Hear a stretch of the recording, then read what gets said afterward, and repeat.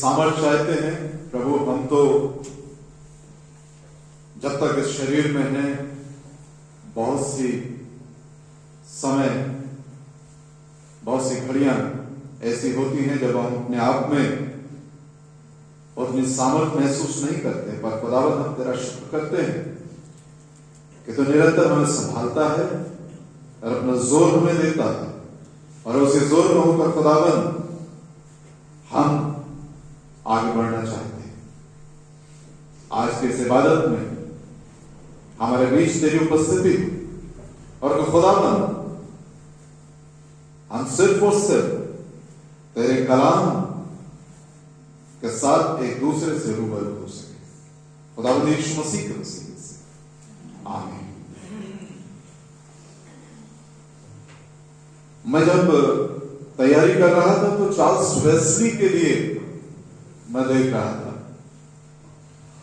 और जिस तरह से जॉन वेस्ली बोलने में बहुत बेहतर थे, उनके सर्मन्स, उनकी बातचीत जो लोगों के साथ थी, उनका एडमिनिस्ट्रेशन, जो गवर्निंग पावर थी उनके पास, उसके उलट चार्ल्स वेस्ली उतने अच्छे या उतने बेहतर अपने भाई के बराबर प्रचारक नहीं थे, लेकिन निरंतर प्रचार करते रहे और मृत्यु तक, जब तक परमेश्वर ने उन्हें जीवन दिया, वो निरंतर परमेश्वर के विषय में लोगों से बातचीत करते रहे। उनके अपने भाई के साथ डॉक्ट्रिनल डिफरेंसेस थे, कुछ बातों में वो अपने भाई से सहमत नहीं थे, लेकिन कभी भी अपने भाई को उन्होंने जवाब उस तरह से नहीं दिया कि उनका अनादर। हमेशा एक बड़े भाई के रूप में, एक पासवान के रूप में उनका वो आदर करते थे। वो गीत लिखते थे। हम सब जानते हैं चार्ल्स वेस्ली को पोएट ऑफ मेथोडिज्म कहा जाता है। 6500 गीतों को लिखा, और आपको ये जानकर बड़ी खुशी होनी चाहिए और एक आश्चर्य की बात भी है कि कोई भी सॉन्ग बुक बिना without Charles Wesley can not be completed. चाहे वो छोटी सी किताब हो या बड़ा गीतों का संग्रह हो, जो प्रोटेस्टेंट वर्ल्ड में जो चलती है, उसमें चार्ल्स वेस्ली के गीतों का होना एक मैंडेटरी समझ लीजिए। हालांकि कोई कानूनी बाध्यता नहीं है कि उसको रखा जाए, लेकिन वो गीत ऐसे हैं, इस तरह से लिखे हुए, उनकी वर्डिंग इतनी पावरफुल है कि उनको रखना जरूरी समझा जाता है, उसको एक्सक्लूड नहीं किया जा सकता है। और दुनिया में अगर कोई एक पोएट क्रिश्चियन ऐसा है जिसके गीत हर रोज हजारों जगह पर गाए जाते हैं, तो वो चार्ल्स वेस्ली। लगभग 300 साल के आसपास हो गए, और इन 300 सालों में हो सकता है जॉन वेस्ली के सर्मन्स की उतनी व्याख्या ना की जाती हो जितना चार्ल्स वेस्ली के गीतों को गाया जाता है। इसलिए हमारी कमजोरी महत्वपूर्ण नहीं, हमारी शारीरिक अवस्थाएं महत्वपूर्ण नहीं, मैं कितना सेहतमंद हूं, मैं कितना बेहतर हूं, मेरे काम कितने बेहतर तरीके से हो रहे हैं, मैं कितना अटक रहा हूं, मैं कितना रुक रहा हूं, मैं कितना परेशान हो रहा हूं, ये मेरी व्यक्तिगत है। लेकिन जब मैं और आप परमेश्वर के लिए कुछ करते हैं, तो वो एक अलग संसार होता है, वो एक अलग दुनिया है। वहां पर बातचीत तो मैं अपनी कमजोरी को लेकर नहीं कर सकता हूं, वो मेरे एक्सक्यूजेस हो ही नहीं सकते। परमेश्वर चाहता है कि हमारी कमजोरियों में उसकी सामर्थ्य प्रकट हो। परमेश्वर चाहता है कि लोग जाने कि हम कमजोरी अवस्था में, हम बीमारी अवस्था में, हमारे काम बिगड़ जाए, हमारी कोई चीज बन पाए या न बन पाए, उस समय में मैं कितना अपने परमेश्वर के साथ साथ चलने की उस आत्मा में बना रहा, मेरी आत्मा कितनी जोरावर उस समय थी। और एक बार फिर से मैं अय्यूब के उस कथन को अपने और आपके सामर्थ्य के लिए रखना चाहता हूं। जब सब कुछ चला गया, तब अय्यूब का जो कथन है, जिसे मैं और आप निरंतर दोहराते तो हैं, लेकिन अपनाने से कतराते हैं। क्योंकि जो ही ऐसी कोई अवस्था आती है, हम शिकायती हो जाते हैं। ऐसी कोई अवस्था आती है, हम तुरंत बकवादी हो जाते हैं, मरमरिंग जिसे हम कहते हैं। गुड़गुड़ाहट मेरे और आपके जीवन में भर जाती है बजाय धन्यवाद के। और यहां देखा है कि 21वां पद, मैं अपनी मां के पेट से नंगा निकला और वहीं नंगा लौट जाऊंगा। यहोवा ने दिया, यहोवा ही ने लिया, यहोवा का नाम धन्य। सो ऐसे कितने मौके मेरे और आपके जीवन में आते हैं जब मेरे और आपको सफलता मिलती है और हम धन्यवादी प्रार्थना रखते हैं, और जब कोई काम बिगड़ जाए तब हम कितना परमेश्वर के प्रति धन्यवादित होते हैं।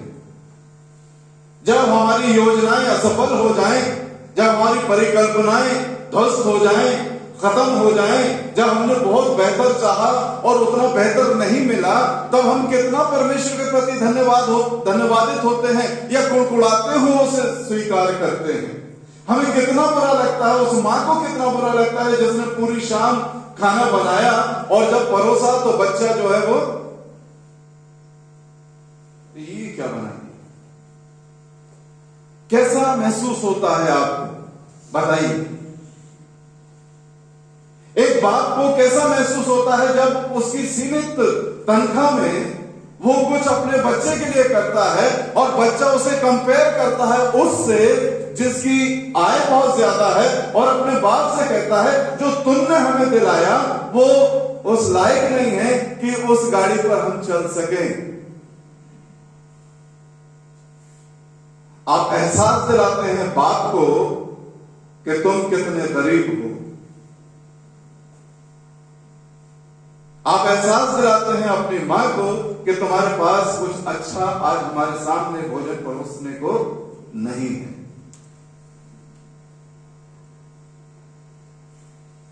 हम कितने धन्यवादित होते हैं अपने परमेश्वर के प्रति। यहां सपन्या इसलिए कहता है, be silent before the lord God, be silent. जब हम अपने परमेश्वर की उपस्थिति में आते हैं, जब हम अपने परमेश्वर के सामने आते हैं, तो हम कितना अपने आप को समेट कर बैठते हैं। हम फैला तो देते हैं अपने आप को, हम अपने आप को उधेड़ना तो शुरू कर देते हैं, हम अपनी चीजों को उसके सामने रखना तो शुरू कर देते हैं, लेकिन कितना हम अपने आप को समेट कर बैठते हैं। हमारी आदत नहीं। और उसी तरह से जब मैं इसको देख रहा था तो pattern of our worship is totally change. हमारी जो आराधना की पद्धतियां हैं वो तक बदल गई, क्योंकि हम पॉम्प एंड शो में जो एक ग्लैमराइज्ड वर्ड है उसकी तरफ इतने आकर्षित हो गए हैं कि वो सारा का सारा ग्लैमर भी हम चाहते हैं कि चर्च के अंदर होना चाहिए।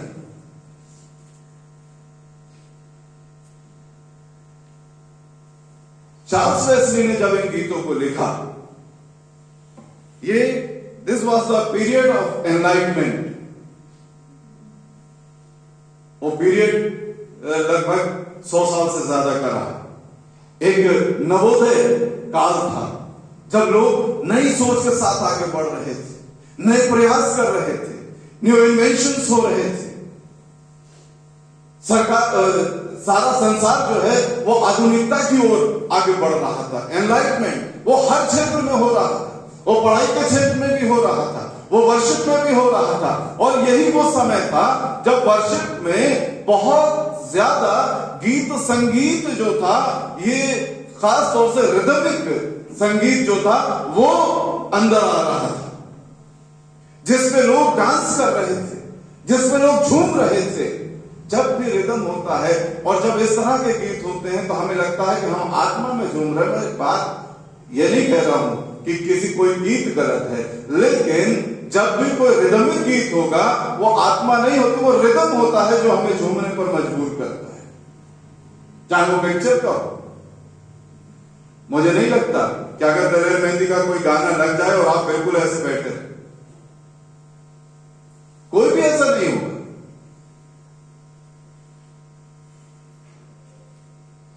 तो वो जो रिदम है उसको हम सोच लेते हैं कि हम आत्मा में भर। चार्ल्स वेस्ली ने जब इस चीज को देखा तो उसने most of his songs out of rhythm, उस गाने पर आप ड्रम बीट पे वो चलेंगे ही, कॉर्ड्स पे चल सकते हैं, लेकिन चार्ल्स वेस्ली ने जो सोच थी, परमेश्वर के भवन में जब हम आए, जब हम बैठे, जब हम उससे बातचीत करें तो काम एंड क्वाइट होकर उन शब्दों के ऊपर हम विचार करें, उस कलाम के ऊपर हम विचार करें, उस बात के ऊपर हम विचार करें जो परमेश्वर मेरे से और आपसे करना चाहता है। हम उस शोर में, उस संसार के शोर में खो ना जाए।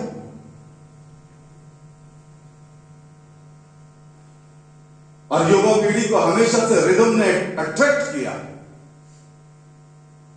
युवा पीढ़ी हमेशा से इस रिदम के साथ चली, क्योंकि वो वक्त होता है, एक उमंग होती है, एक उत्साह होता है, एनर्जेटिक, फुल ऑफ एनर्जी, आप भरे हुए हैं जोश से। आप देखिए नदी जब पहाड़ों से निकलती है कितनी उछल कूद मचाती है, शुरुआत है उसकी। मैंने कोई भी पहाड़ी नदी ऐसे नहीं देखी जो बड़ी शांत स्वभाव से बहती चली जा रही है। एक शोर, दूर से एक शोर आपको सुनाई देगा। मैं गलत तो नहीं हूं मिस्टर ब्राउन, आप जो कि बचपन से पहाड़ों में रहे, दूर से शोर सुनाई देता है उस नदी का, उसकी छटपटाहट, उसकी व्याकुलता, आकुलता, आगे बढ़ने की कवियों ने तमाम बातें, वो कल्पनाएं उसकी जोड़ी हैं जवानी के साथ, कैसे उछल कूद शोर मचाते हुए वो आगे बढ़ती। बट एक टाइम आता है, एक वक्त आता है, एक पड़ाव आता है जब वो शांत हो जाती है। हम उस नाव में भी बैठे होते हैं नदी के अंदर, तब भी हमें उसका शोर सुनाई नहीं देता, उसका बहाव पता नहीं चलता। आप संगम में जाइए, आपको गंगा बहती हुई दिखाई देगी, लेकिन यमुना रुकी हुई दिखाई देगी। गंगा में आप कम से कम 50 मीटर अंदर जा सकते हैं, लेकिन 5 फीट आगे आप यमुना में नहीं बढ़ सकते, क्योंकि उसका गहराव शुरू से ही बहुत ज्यादा है, तो शांत भाव से बहती चली जाती है। सो जो जितना वेटेज अपने अंदर रखता है वो उतना ही शांत हो जाता है। अय्यूब 6:24 निकाल दीजिए उसको। जब बहुत शोर मचने लगा, जब अय्यूब भी कहीं ना कहीं अपने आप में उस व्याकुलता को महसूस करने लगा, तब वो अपने शांत होने के लिए क्या कहता है? मुझे शिक्षा दो और मैं चुप रहूंगा। हाँ, मुझे शिक्षा दे और मुझे समझाओ कि मैंने किस बात में चूक की है। तो जब हम शिक्षित हो जाते हैं, जब कोई व्यक्ति बहुत बोलता है तो क्या कहते हैं उससे, क्या गवारों की तरह बड़बड़ कर रहे हैं। लेकिन जब कोई धीर गंभीर व्यक्ति बैठा होता है, और वचन तो ये कहता है अगर मूड भी चुपचाप बैठे तो हमें समझ में नहीं आएगा कि वो कितना बुद्धिमान है या कितना बुद्धिहीन। तो शांत रहने में, शांत तरीके से हमें आगे बढ़ने में परमेश्वर का वचन हमसे कुछ कहना चाहता है। तो उसने रिदमाइज कर दिया गीतों को, चार्ल्स वेस्ली, ताकि हम जब आराधना में आए तो हमारी शालीनता नजर आए। हम किसी को डिस्टर्ब करने के लिए आराधना नहीं कर रहे हैं। वो जो गीत हैं, जो रिदमिक गीत हैं, वो हमारे फेस्टिवल टाइम के लिए, वो हमारे प्रोसेशंस के लिए। लेकिन हम कहीं कहीं पर एक जगह पर हमारी पेन अटकी रहती है, और उस जगह को आप बेहतर तरीके से समझ सकते हैं कि हम क्यों कहते हैं झूम झूम के नाचोगा। लेकिन बाकी चीजों को हम भुला देते हैं। बाकी चीजें जो आराधना के बड़े एसेंशियल पार्ट, उसको हम कहीं नजरअंदाज कर देते हैं। परमेश्वर यहोवा के सामने शांत रहो। सो उस एनलाइटमेंट पीरियड में, वो जो नवोदय काल था, जब तमाम तरह का वैभव आ रहा था, चार्ल्स वेस्ली बड़े शांत स्वभाव से कुछ कर रहा था। और हर गीत को लिखने के बाद see the reverence which he showed towards his brother, हर गीत को लिखने के बाद वो अपने भाई को देता था कि भाई ये ठीक लिखा है या नहीं। और ज्यादातर जो संग्रह पब्लिश हुए उसमें लिखा गया written by Charles Wesley and John Wesley. अपनी मेहनत को अपने भाई के साथ साझा, ये है पवित्रता, यह है गहराई। हम अपनी चीज को भी साझा करने से अपने आप में कमतर महसूस नहीं करते। ये मेरा बड़ा भाई है। आज परिवारों में, भाइयों में, कलीसियाओं में क्या ये रेफरेंस देखने को मिल रहा है?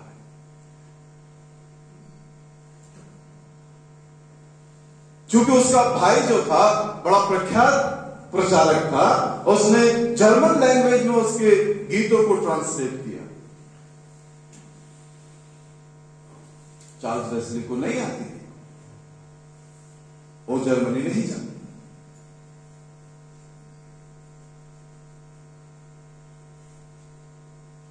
उसका भाई उसके साथ साथ रहा, उसने कभी ये क्लेम नहीं किया कि हमारे डॉक्ट्रिनल जो डिफरेंसेस हैं उसके तहत मैं अलग हो जाता हूं। क्योंकि चार्ल्स वेस्ली ये नहीं चाहते थे कि हमें चर्च ऑफ इंग्लैंड से, जो कि हमारा मदर चर्च है, उससे अलग होना चाहिए।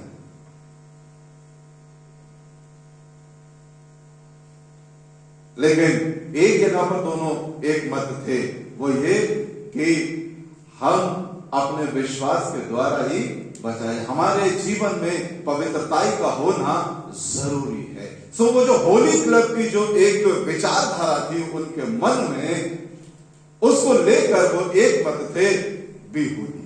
और इसीलिए उस होली क्लब को उन्होंने बनाया था, जिसमें व्हाइटफील्ड वगैरह ये सब उसमें शामिल रहे। व्हाइटफील्ड के लिए कहा जाता है कि वो जॉन वेस्ली से भी ज्यादा बेहतर प्रचारक थे। लेकिन उस व्हाइटफील्ड के भी अपने मतभेद रहे, लेकिन व्हाइटफील्ड ने कभी भी जॉन वेस्ली के विरुद्ध जाकर बातचीत नहीं की। This is the beauty of Christian nature.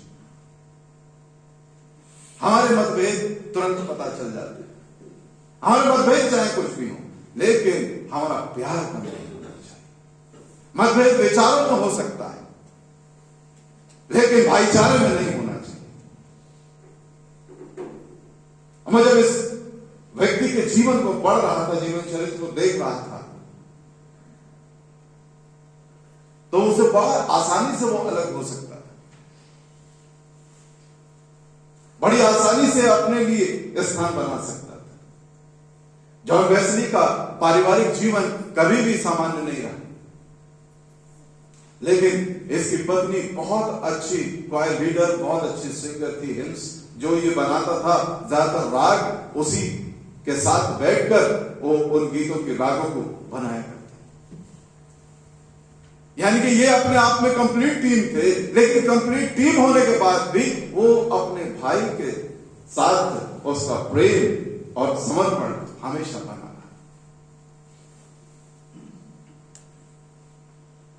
एक छोटे भाई का बड़े भाई के प्रति प्रेम इतना आगाध था, इतना अटूट था,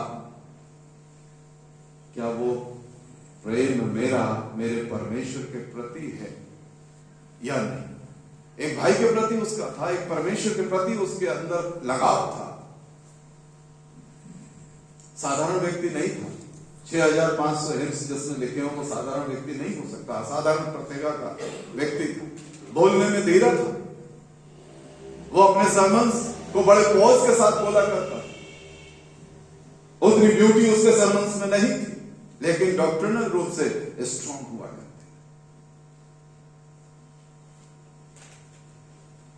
और जब मैं इस हिस्से को पढ़ रहा था, जो सपन्या कहता है, लिखा है परमेश्वर यहोवा के सामने शांत रहो।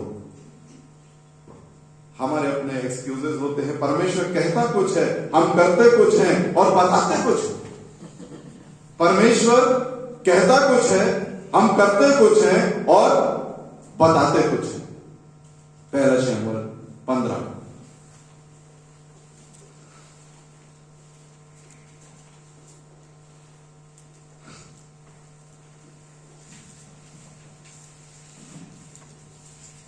परमेश्वर ने कहा 15वें अध्याय में 30वां पद, इसलिए अमालेकियों को मार और उनकी हर एक चीज को नष्ट कर दे। उनकी हर एक चीज को, ये परमेश्वर ने कहा।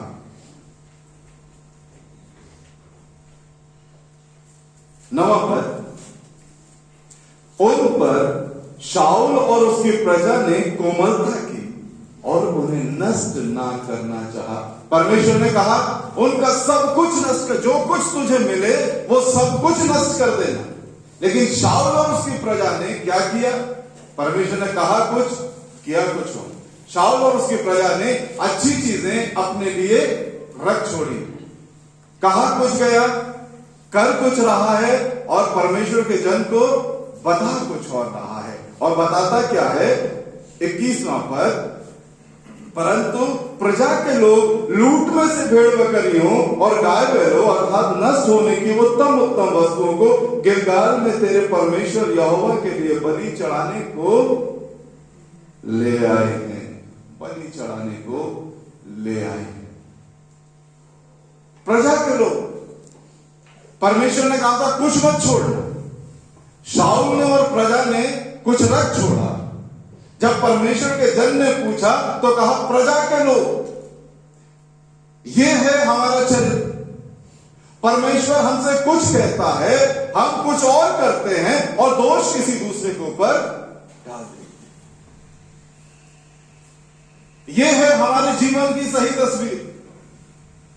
परमेश्वर के वचन से हम कायल होते हैं। परमेश्वर का वचन कायल करके हमें कहता है हमें ऐसा करना चाहिए, हमारे जीवन में ऐसा होना चाहिए। लेकिन हम कुछ और करने लगते हैं। जब जवाब तलब होता है तब हम वो सारी की सारी चीज लेकर किसी दूसरे के ऊपर थोप देते हैं। लेकिन परमेश्वर के सामने ये नहीं चलता है। परमेश्वर के जन ने कहा, क्या यहोवा होम बलियों और मेल बलियों से उतना प्रसन्न होता है जितनी अपनी बात को मानने से प्रसन्न नहीं होता? Listening of God is very similar to obeying God. परमेश्वर को सुनना, परमेश्वर की बातों को सुनना, परमेश्वर की आज्ञा को सुनना, परमेश्वर की आज्ञा मानने की ओर हमें आगे बढ़ा ले जाता है। जब हम परमेश्वर की सुनते ही नहीं हैं तो हम आज्ञा क्या मानेंगे? जब हम बार बार वो हमसे कुछ कहता है, जब हम उसकी सुन ही नहीं रहे हैं तो आज्ञा मेरे और आपके जीवन में कैसे पूरी होगी? इसलिए बी साइलेंट बिफोर गॉड। परमेश्वर के सामने हमें शांत रहना है। हम अपनी पक पक करके कुछ हासिल नहीं कर सकते।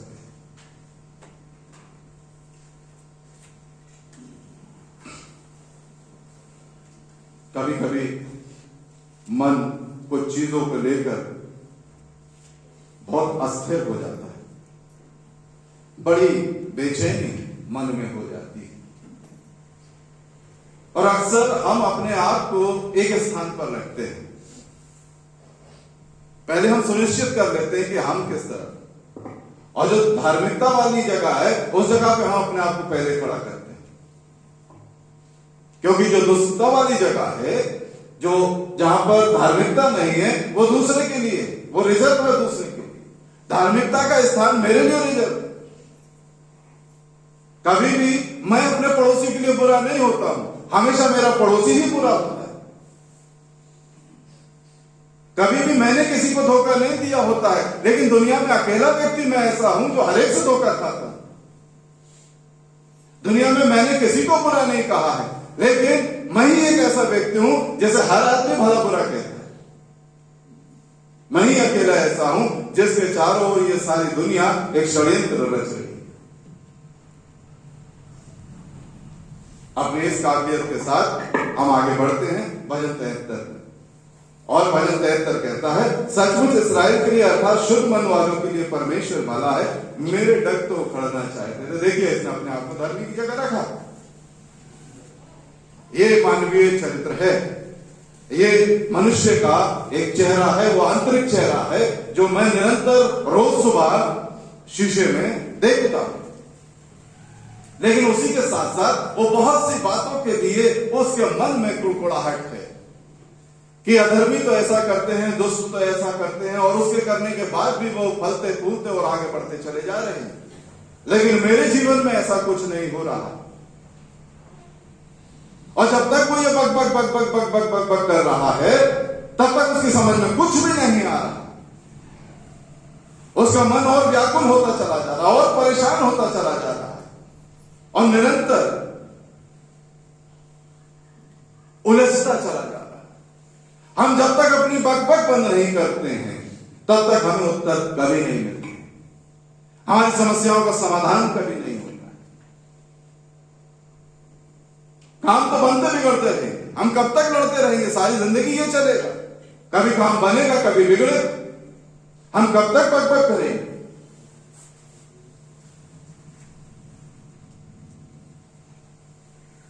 और ये लगातार अपने आप से कुछ वार्तालाप कर रहा है, मन बड़ा व्याकुल है। आप इसको पढ़िए, बड़ी व्याकुलता यहां पर हमें दिखाई।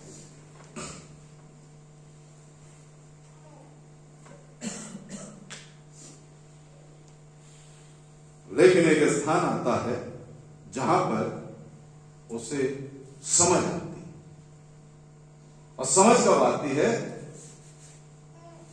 जब वो परमेश्वर के सामने शांत हो गई। और 17वां पद कहता है, आलोक भाई 16 जी हाँ 16। जब मैं सोचने लगा इसे मैं कैसे समझूं, तो ये मेरी दृष्टि में अति कठिन समस्या, अति कठिन समस्या, यानी कि मैं उलझता जा रहा हूं, मैं इसे कैसे समझूं? अब ये फंस चुका है, अब कोई रास्ता नहीं है इसके पास, अब इसके पास कोई युक्ति नहीं है, अब इसके सारे तर्क वितर्क इसे इतना उलझा चुके हैं कि अब ये कहता है ये बड़ी कठिन है। मेरी दृष्टि में क्या है? अति कठिन समस्या थी जिससे मैं बाहर नहीं निकल पा रहा था। फिर क्या होता है? जब तक कि मैंने ईश्वर के परिस्थान में जाकर उन लोगों के परिणाम को ना सोचा। हाँ, आलोक भाई कहते हैं, इंग्लिश में जरूर देख लिया करिए आप। Until I went into the sanctuary of God. जब तक मैं परमेश्वर के भवन में नहीं गया, जब तक मैं उसकी पवित्र उपस्थिति में नहीं गया, जब तक मैं उसके सामने नतमस्तक नहीं हो गया, दंडवत नहीं कर लिया उसको, जब तक मैंने अपने आप को खाली करके उसके सामने अर्घ के समान उंडेल नहीं दिया,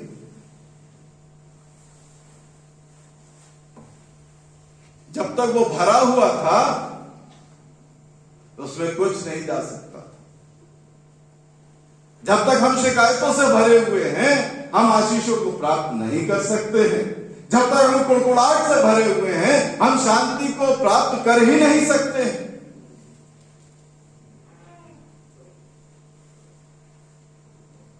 और कभी कभी जो काउंसलर्स होते हैं, वो क्या कहते हैं? उस व्यक्ति को कहते हैं, ठीक है, ये व्यक्ति सामने की जो कुर्सी है उस पे एक पिलो रख देते हैं या कोई डमी रख देते हैं, और कहते हैं तुम्हारे मन में जो कुछ है, वो व्यक्ति ये सामने बैठा है जिसके प्रति तुम्हारे मन में बड़ा रोष है, बड़ा क्रोध है, आप जी भरकर इसको कोस दीजिए। और कभी कभी उस व्यक्ति का नाम भी लिख देते हैं वहां, और वो व्यक्ति अपने मन की जितनी गंदगी है वो उसके ऊपर लौट देता है।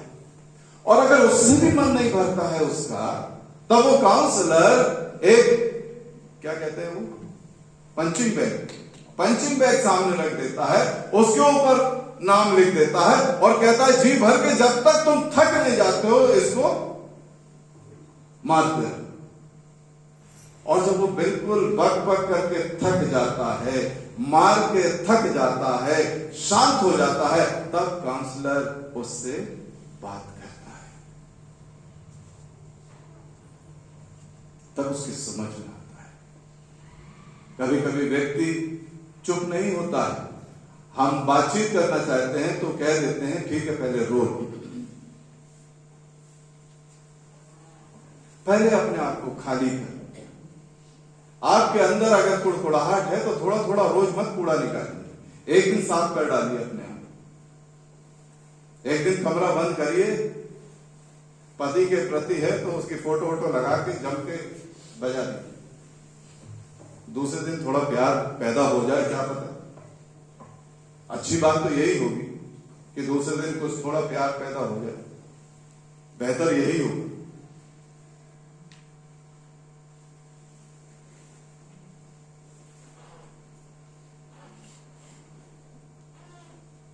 और तब इसकी समझ में आया जब ये परमेश्वर की उपस्थिति में आ गया, जब ये परमेश्वर की उपस्थिति में आया, तब उन लोगों के परिणाम को सोच लिया उसने और उसके बाद उसकी समस्या का समाधान हो गया।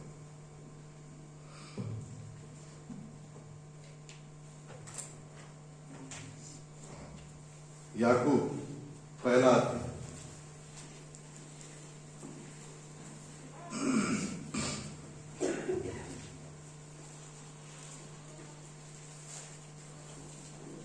19वां।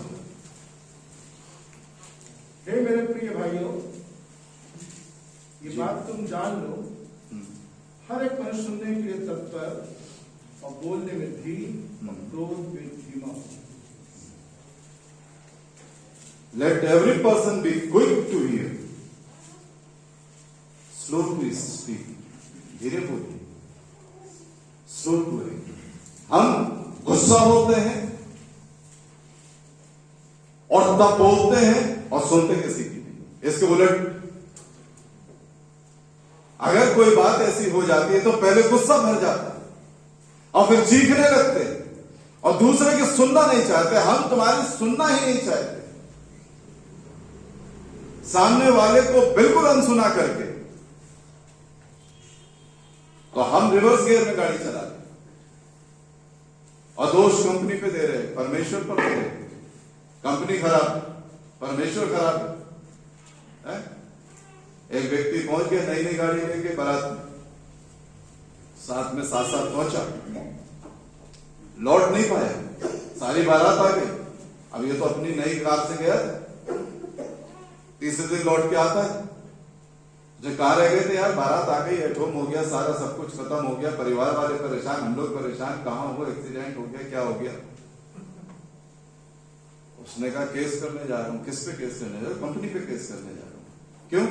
बोले जाने के लिए 4-4 गियर, लौटने के लिए 1 गियर, पूरे रास्ते रिवर्स गियर से आए बेचारे। हम सारी जिंदगी रिवर्स गियर में चलते, सारी जिंदगी रिवर्स गियर में चलते, खुदा को दोष देते, कंपनी मैन्युफैक्चरिंग डिफेक्ट कहते हैं ना। उसने फिर बनाई क्यों इंसान? बड़े आराम से कहते हैं, बड़ी निर्लजता से कहते हैं, मैं तो कहूंगा बड़ी निर्लजता से कहते, उसने बनाया क्यों? बच्चे भी बड़ी निर्लजता से कहते हैं, पैदा क्यों कर? अब यार हो गए, क्या करें, गलती हो गई, कान पकड़ गए, अब हो गए, कुछ तो सुधार करो।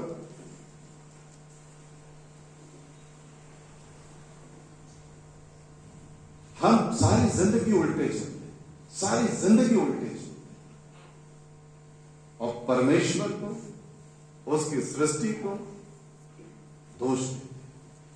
कभी अपने आप को दोष हम देना जानते ही नहीं, क्योंकि हमने अपने आप के ऊपर देखना बंद कर दिया, अपने भीतर झांकना बंद कर दिया, अपने आप को पढ़ना बंद कर दिया, अपने आप को करेक्ट करना बंद कर दिया।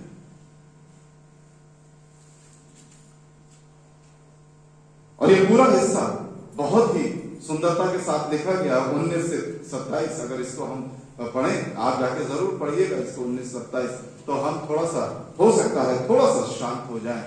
जब भी हम परमेश्वर की उपस्थिति में हो, हमें अपनी बक बंद कर देनी चाहिए। जब हम परमेश्वर की उपस्थिति में हैं तो हम परमेश्वर की उपस्थिति के महत्व को समझें, उस गंभीरता को समझें, उस शांति को समझें। पहले लोग कहते थे जब हम चर्च में जाते हैं तो बड़ी शांति का अनुभव होता है, आपकी आराधनाओं में बड़ी शांति मिलती है। अब लोग अट्रैक्ट होके आते हैं और डिस्ट्रैक्ट होके चले जाते हैं। हम अट्रैक्ट करते हैं लोगों को और डिस्ट्रैक्ट करते हैं, डिट्रैक्ट हो जाते हैं। जिस रास्ते पे चलना चाहिए वहां नहीं जाते। वरना परमेश्वर को यह नहीं कहना पड़ता, मत्ती 17 और उसके 5वें पद, और उस प्रसंग में यह है, थोड़ा सा मैं बता देता हूं, उस 5वें पद को पढ़ेंगे कि प्रभु यीशु मसीह का रूपांतरण हो गया, ट्रांसफॉर्मेशन ऑफ जीसस क्राइस्ट के रूप में हम इसे जानते हैं। कहीं कहीं पर ट्रांसफिग्रेशन भी लिखा हुआ है। तो उसका रूप बदल गया। पतरस ने कहा यह ठीक है, मूसा, एलिया और प्रभु यीशु मसीह, 3 लोग, और मनसा कितनी अच्छी है। योजना कहीं और, योजना दूसरी है, लेकिन प्रोजेक्ट इस तरह से आना चाहिए। योजना कुछ और, प्रोजेक्ट ये होना चाहिए, है ना। आपका प्रेजेंटेशन फर्क होना चाहिए। मूसा के लिए, एलिया के लिए और तेरे लिए हम क्या करेंगे? कितने मंडप बनाएंगे? और थे कितने लोग वहां पे? कितने लोग थे?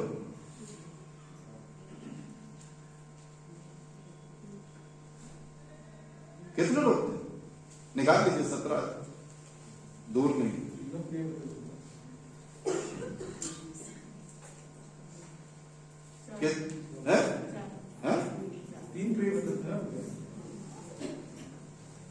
याकूब, यूहन्ना, पतरस, एक और कमेटी थी यीशु मसीह की, है ना, कैबिनेट, बिल्कुल, जिससे बात बाहर ना जाए, है ना। तो इंसाफी है ये, 3 है या 6 है, लोग कितने हैं? ये तो इंसाफ की बात नहीं है ना।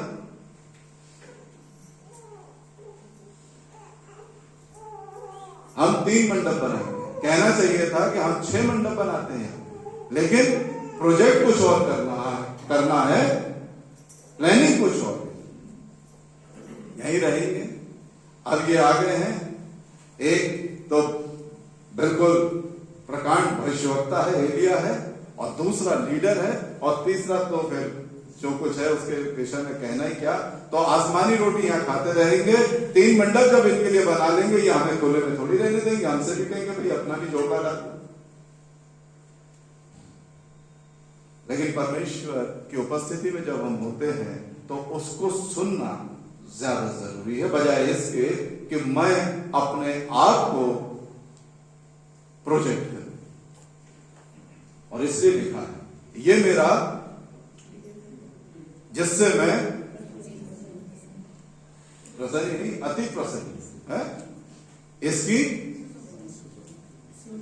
जब हम परमेश्वर की उपस्थिति में हैं तो हमें अपनी नहीं सुनानी है, हमें अपनी बकबक नहीं करनी है, हमें उसकी सुननी है। और यहां हम इसीलिए आते हैं कि हम उसकी सुने।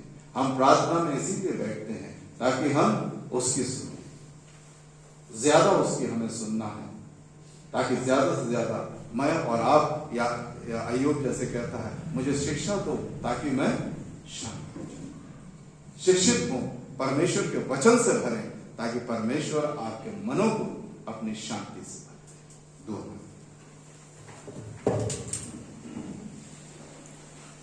सर्वशक्तिमान जीवित परमेश्वर, धन्यवाद के साथ तेरे पवित्र चरणों में धन्यवाद देते हैं प्रभु कि तू हमसे बेहद प्यार करता है।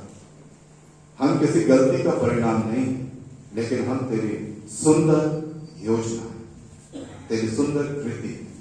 हम अपने जीवनों को और अधिक प्यार करें, अपने आप को और अधिक प्यार करें, जैसे कि पिता परमेश्वर हम एक दूसरे से प्यार करने वाले हों और तेरी मर्जी, तेरी आज्ञा हमारे जीवनों में पूरी। प्रभु यीशु के पवित्र